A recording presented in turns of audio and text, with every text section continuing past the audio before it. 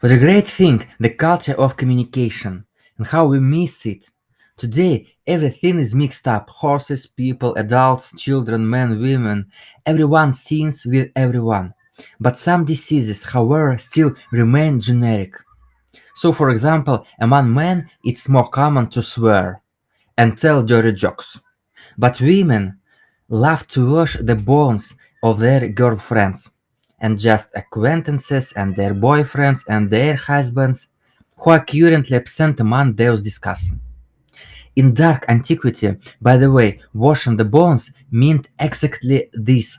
At a certain moment, the burial was dug up, the bones were taken out one by one, cleaned, and in order to brighten up the monotonous work, they remembered the deceased, what kind of person he was, what curious case it happened to him, and so further.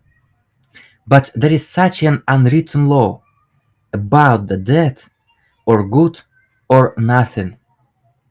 Among Christians, this rule also exists, but only in a more extended version, about everyone, or good, or nothing. We can condemn this or that act, call black black and white white if necessary. We can talk with love about the considered sin of this or that society, this or that community. But we don't dare to condemn the person himself, his personality.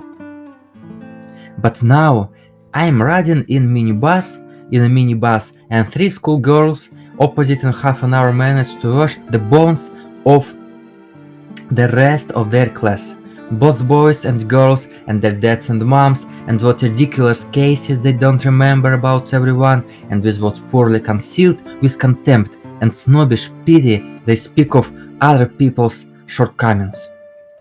And how good they feel at the same time, how their small company draws closer after such a conversation, how they like to see out of the corner of their eye that the entire minibus involuntarily listens to their children's speeches, and some even smile at especially successful jokes. And these three random school girls in a random bus are not an accident, but still an indicator. Alas, this is accepted in women's groups and in adults too.